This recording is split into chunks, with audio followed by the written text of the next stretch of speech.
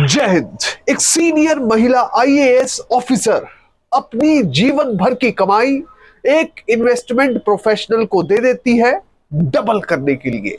दरअसल ये investment professional इस आईएएस अफसर को ये दावा करता है कि आपके पैसे बहुत जल्दी डबल हो जाएंगे और उसके बाद चाहो तो 4 गुना कर लो, फिर 8 गुना, और उस संपत्ति को, उस पैसे को जितना चाहो बढ़ाते चले जाओ। अब जब ये महिला आईएएस इन दावों के बारे में सुनती है तो वो ये फैसला करती है कि मैं अपने जीवन भर की कमाई इस इन्वेस्टमेंट प्रोफेशनल को, इस व्यक्ति को दे दूंगी। फाइनली पैसा दे भी दिया जाता है, यहां तक कि जो पीपीएफ में पैसा जोड़ा हुआ था और भी कोई सेविंग थी वो भी तोड़ने की तैयारी चल रही थी। अब इसके बाद अचानक से इसी बीच होता क्या है?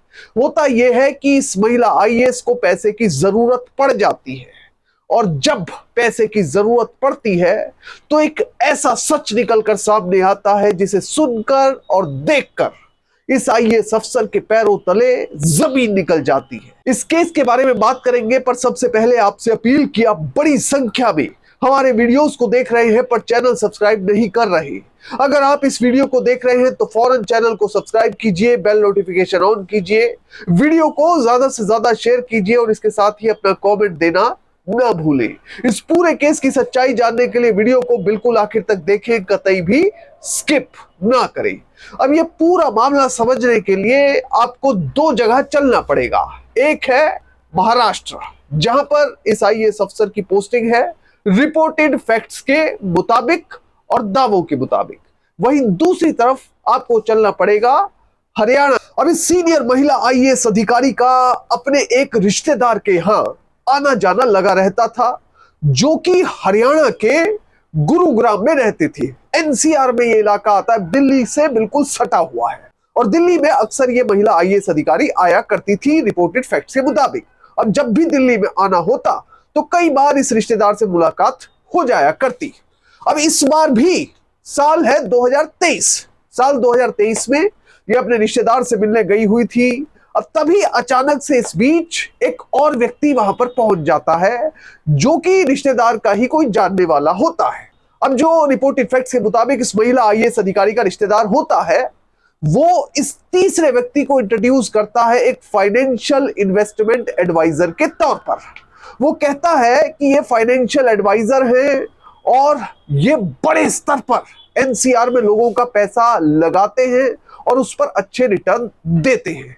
अभी तक इस आईएएस अधिकारी को कोई बात समझ नहीं आ रही थी कि ये कहना क्या चाहते हैं, पर इस बीच जैसे ही इस महिला आईएएस के रिश्तेदार ने रिपोर्टेड फैक्ट्स के मुताबिक इस इन्वेस्टमेंट एडवाइजर को इंट्रोड्यूस करवाया, उसके बाद इसने अपने बारे में बताना शुरू किया। उसने बताया कि मैडम, मैं करेंसी ट्रेडिंग का काम करता हूं और जिसमें रिटर्न्स बहुत मोटे मिलते हैं, इतने मोटे मिलते हैं कि कई लोगों ने 10 रुपए से लाख रुपया, लाख रुपए से करोड़ रुपया और करोड़ रुपए से अरब रुपए तक छाप लिया है। अब इसके साथ ही एक और बात वो बताता है कि मैं 60 से 70 करोड़ रुपए का जो पोर्टफोलियो है वो मैनेज कर रहा हूं।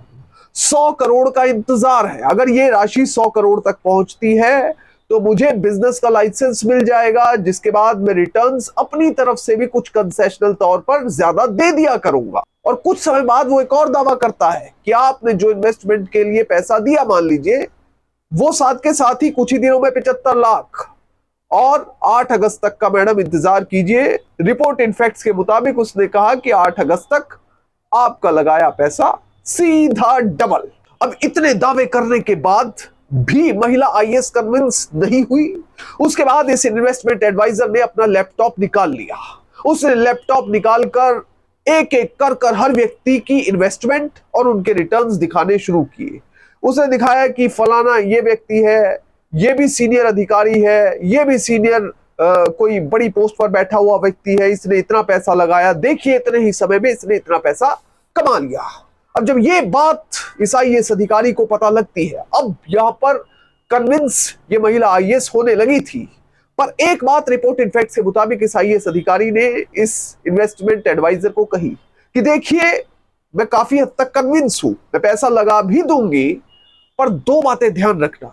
एक बात, मैं अपने पैसे को फंसाना नहीं चाहती, क्योंकि ईमानदारी से बहुत मेहनत से कमाया गया पैसा है जिसे मैं बर्बाद होते तो कतई नहीं देख सकती।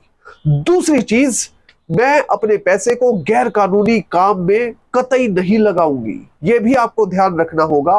और इसके अलावा अगर आप अच्छे रिटर्न्स दे सकते हैं तो मैं पैसा लगाने के लिए तैयार हूं। अब दोनों के बीच में डील हो जाती है और तकरीबन 2 करोड़ रुपया देने के लिए ये महिला आईएएस अधिकारी तैयार हो जाती है। और 2 करोड़ रुपए में एग्जैक्टली जो है वो अमाउंट है 1,90,00,000 रुपए का। उसके बाद ये महिला आईएएस अधिकारी फौरन पैसे जुटाने में लग जाती है। जहां जहां पर पैसे रखे थे, कुछ कैश में थे, कुछ बैंक में थे, वो सारे पैसे निकालकर फाइनली तकरीबन 2 करोड़ रुपया इस फाइनेंशियल एडवाइजर को महिला आईएएस अधिकारी के द्वारा दे दिया जाता है। अब जो दावा पहले दिन इस फाइनेंशियल एडवाइजर ने किया था वो पैसे देने के कुछ ही दिन बाद कर दिया। अब इस महिला आईएएस ने जो पैसे दिए थे वो दिए थे सितंबर 2023 से दिसंबर 2023 के बीच में, यानी कि 3 महीनों के अंतराल में अपने पैसे 2 करोड़ रुपए इस आईएएस अधिकारी ने पकड़ा दिए इस फाइनेंशियल एडवाइजर को। और कुछ ही दिनों में इस फाइनेंशियल एडवाइजर का फोन भी आया कि मैडम 75 लाख तो आपका बन भी चुका है प्रॉफिट के तौर पर। अब जब जैसे ही ये आईएएस अधिकारी सुनती है वो और इंप्रेस हो जाती है और उसके बाद रिपोर्टेड फैक्ट्स के मुताबिक ये फाइनेंशियल एडवाइजर आईएएस अधिकारी को कहता है कि मैडम इतने से बात नहीं बनेगी, आपके स्टॉक्स में इतना पैसा लगा हुआ है, सेविंग में इतना पैसा पड़ा है, पीपीएफ में पैसा है, बच्चों के पीपीएफ में पैसा है, सारा पैसा निकालिए और उस पैसे को लगाइए, मैं जहां जहां इन्वेस्ट करने के लिए कहता हूं। अब वो कंपेयर करके दिखाता है इस सीनियर आईएएस अधिकारी को, और जो कंपैरिजन था वो सच में बहुत बड़ा था। वो कहता है कि मैडम इस पर 5% का रिटर्न ले रहे हैं आप, 8% का ले रहे हैं, और मैं आपको दे रहा हूं 100% का रिटर्न इतनी जल्दी, तो आप जल्द से जल्द अपना पैसा लगाइए। अब ये आईएएस अधिकारी तैयारियों में लग जाती है अपना पैसा पीपीएफ से निकालने के लिए, स्टॉक से सारा पैसा निकालने के लिए, सेविंग सारी निकालने के लिए, और उसके बाद फाइनली इस इन्वेस्टमेंट एडवाइजर को सारा पैसा देने की तैयारी चल रही थी। अब अचानक से 1 महीने में कुछ ऐसा होता है कि सब कुछ एक तरह से दुनिया ही बदल जाती है। दिसंबर 2023 तक तो इस आईएएस अधिकारी ने पैसा ही दिया था।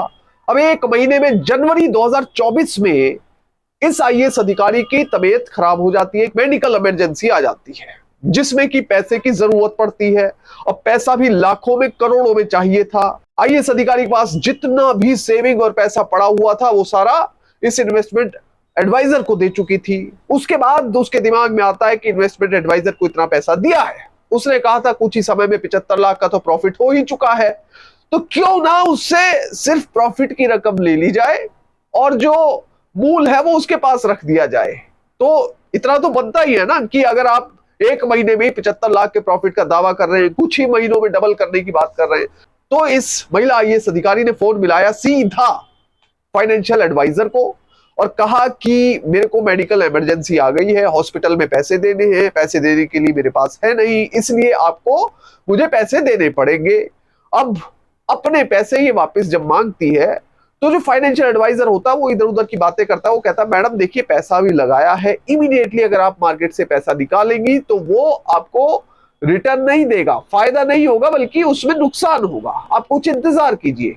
अब ये महिला आईएएस अधिकारी कहती है कि देखिए इंतजार तो मैं नहीं कर सकती, मेडिकल इमरजेंसी है, इमरजेंसी किसी को भी हो सकती है, पैसे की जरूरत मुझे है, मैं ना किसी रिश्तेदार से मांग सकती हूँ, ना कहीं बैंक में जा सकती हूँ, मुझे तो अपना पैसा ही चाहिए बस।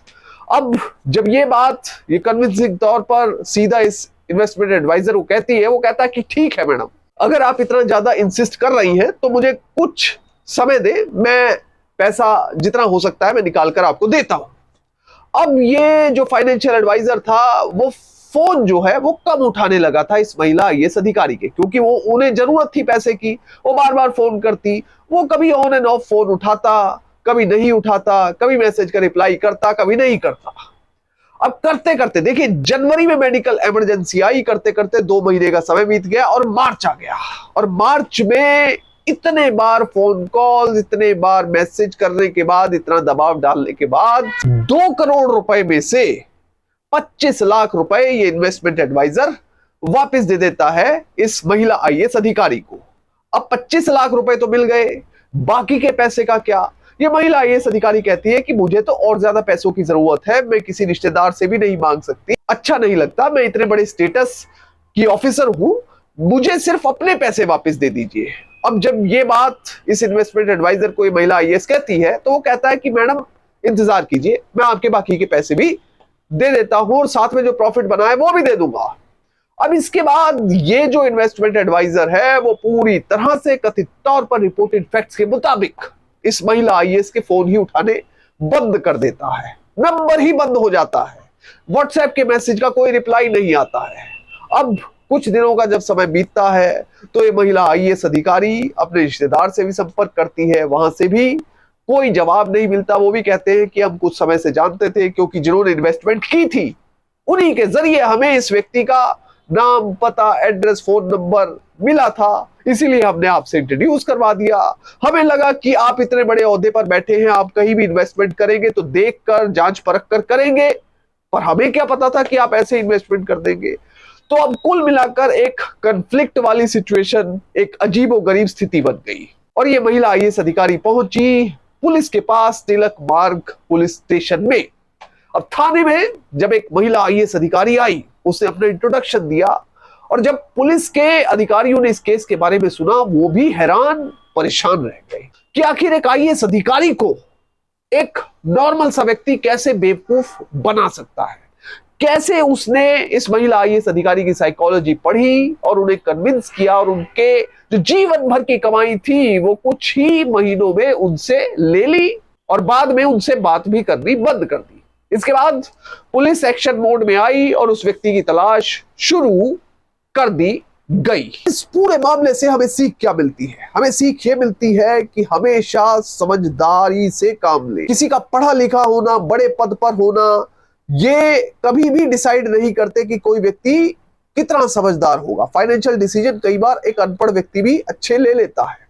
अब यहां पर ये महिला आईएएस अधिकारी को शायद इस व्यक्ति पर बहुत जल्दी यकीन आ गया, जबकि देखिए एक आईएएस अधिकारी, आईपीएस अधिकारी बहुत ज्यादा पब्लिक डीलिंग में होते हैं, उन्हें इतनी जल्दी किसी पर यकीन नहीं आता। अब ये सोचिए कि जिस व्यक्ति ने आईएएस अधिकारी को बेवकूफ बनाया, उसको चूना लगा दिया, वो कितना ज्यादा कन्विंस कर सकता होगा किसी भी व्यक्ति को।